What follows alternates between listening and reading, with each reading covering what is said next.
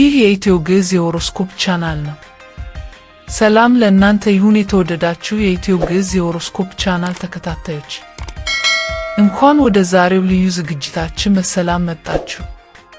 ይህ የኢትዮ ግዕዝ የሆሮስኮፕ ቻናላችሁ ነው። በየጊዜው አዳዲስና ትክክለኛ የኮከብ ትንበያዎችን፣ የባህሪ ትንታኔዎችንና ከመንፈሳዊ እድገት ጋር የተያያዙ መረጃዎችን ይዘንላችሁ እንደምንቀርብ ይታወቃል። ዛሬም እንደተለመደው እጅግ ጠቃሚና ልባችሁን በተስፋ የሚሞላ መረጃ ይዘን ቀርበናል። የተሻሉ መረጃዎችን ወደ እናንተ ለማድረስ ያግዘን ዘንድ ቻናሉን ሰብስክራይብ፣ ላይክ እና ሼር ያድርጉ። ሰላም ለእናንተ ይሁን ውድ የፒሰስ ቤተሰቦች፣ እንኳን ወደ ሰኔ ወር 2017 ልዩ የኮከብ ትንበያችን በሰላም መጣችሁ። ፒሰሶች፣ እናንተ በተፈጥሯችሁ የህልም የስሜትና የፈጠራ ሰዎች ናችሁ። እናም ይሄ ሰኔ ወር ለእናንተ በፈጠራችሁ፣ በፍቅር ሕይወታችሁ እና በግል መነቃቃታችሁ ላይ አስደሳችና ትርጉም ያለው ለውጥ የሚያመጣ ይሆናል።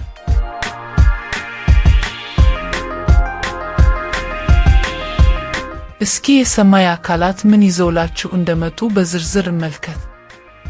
አጠቃላይ የወሩ ሁኔታ። ፒሰሶች፣ በዚህ ሰኔ ወር ጥልቅ የሆነ የፈጠራና የልብ ተኮር ሽግግር ከፊታችሁ አለ። ፀሐይ እስከ ሰኔ 20 ድረስ በጀሚኒ ውስጥ ስትሆን በቤታችሁ፣ በቤተሰባችሁና በቅርብ ጓደኞቻችሁ ተከባችሁ በደስታ ትሸሸጋላችሁ። ማንኛውንም ነገር ማስተካከል ከመጀመራችሁ በፊት በጀት አውጡ። የጁፒተር የፈጠራ ኃይል ከሰኔ 9 ጀምሮ፣ ነገር ግን ከዝግ በሮች ጀርባ በጣም አትመቹ። ዋናው መድረክ በሰኔ 9 ይጠራችኋል። ሕይወትን በድምቀት የሚኖረው ጁፒተር ወደ ካንሰር ሲገባና አምስተኛ የዝና የፍቅርና የራስ መግለጫ ቤታችሁን በተትረፈረፈ ጨረሮቹ ለአንድ ሙሉ ዓመት ሲያጥለቀልቅ። የፀሐይና የጁፒተር ውህደት ከሰኔ 20 ጀምሮ። ፀሐይ በሰኔ 20 በክረምት መጀመሪያ ቀን ሰመመር ሶልስቲስ ላይ ለአንድ ወር ያህል ወደ ካንሰር ትገባለች። ከዚያም በ24ኛው ለኩየ ተአምራት ቀን ከጁፒተር ጋር ትገናኛለች። ሁለቱም ክስተቶች የፈጠራ ወይም የፍቅር ህልሞቻችሁን እውን ለማድረግ ወርቃማ ዕድል ይሰጣሉ። የወሩ አጋማሽ ፈተናዎች። በወሩ አጋማሽ አካባቢ ጁፒተር ከሳተርን ሰኔ 15 እና ከኔፕቱን ሰኔ 18 ጋር መገናኘትን ሲፈጥር ጥቂት ፈተናዎች ሊኖሩ ይችላሉ። ይህም በህልሞቻችሁና በተግባራዊ ፍንጮች መካከል ይፈጥራል። ተለዋዋጭነት። እንቅፋቶቹ እንዲያወጧችሁ አትፍቀዱ። አቀራረባችሁን አስተካክሉና እንደ ተለዋዋጭ የውሃ ምልክት ብቻ እንደምትችሉት ተለዋዋጭ ሁኑ። የማርስ የግንኙነት ኃይል ከሰኔ 17 ጀምሮ። ሰኔ 17ን በደማቅ ቀለም አስምሩበት። ኃይል ሰጪው ማርስ ወደ ቨርጎ እና ወደ እናንተ የግንኙነት ቤት ይገባል። ይህም እስከ ነሐሴ 6 ድረስ ኦራችሁን በማጎልበት መግነጢሳዊ መሳሰባችሁን ይጨምራል። የበጋ ፍቅር ጅማሮዎች። የበጋ ፍቅር ቀደም ብሎ ይጀምራል። እናም የምትፈልጉትን እና ማንን በማሳደድ ረገድ በንቃት ለመንቀሳቀስ ምንም ችግር አይኖርባችሁ። የተሻሉ መረጃዎችን ወደ እናንተ ለማድረስ ያግዘን ዘንድ ቻናሉን ሰብስክራይብ፣ ላይክ እና ሼር ያድርጉ።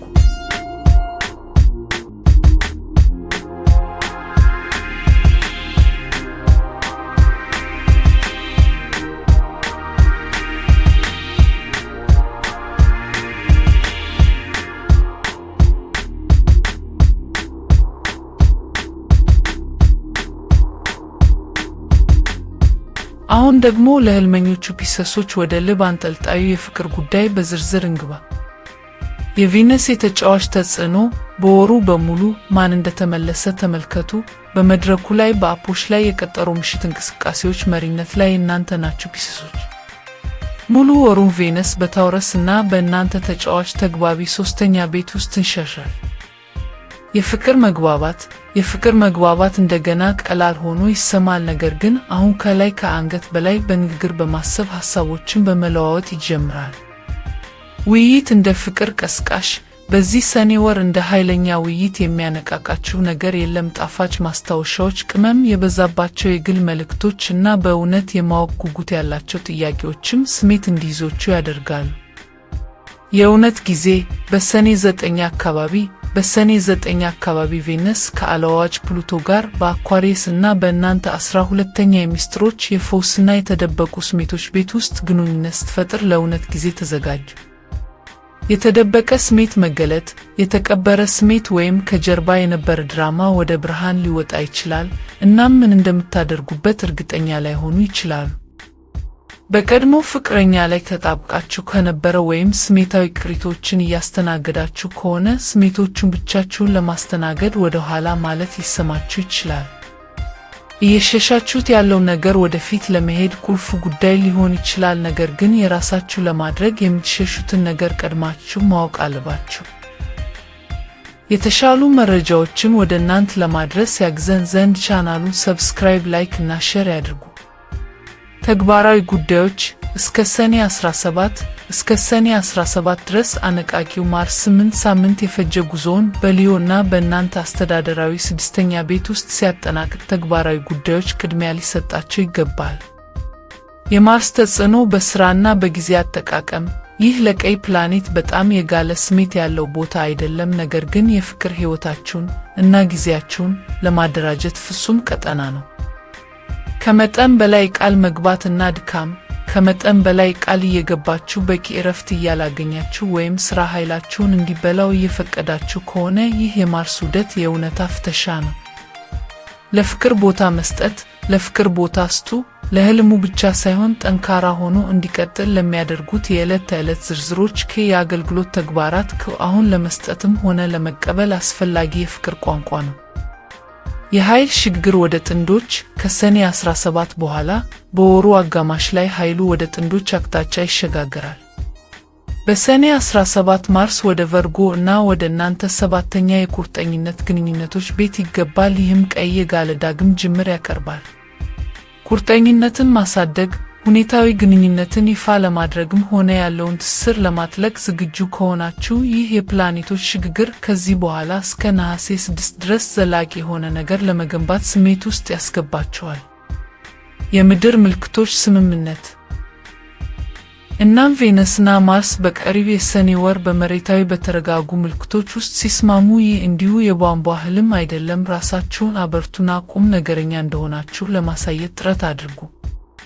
የተሻሉ መረጃዎችን ወደ እናንተ ለማድረስ ያግዘን ዘንድ ቻናሉን ሰብስክራይብ፣ ላይክ እና ሼር ያድርጉ።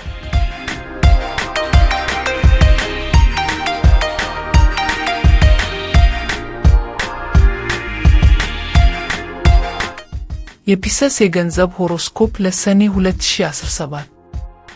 አሁን ደግሞ ለፈጠራ ነፍስ ላላችሁ ፒሰሶች ወደ ገንዘብ ነክ ጉዳዮች እንምጣ።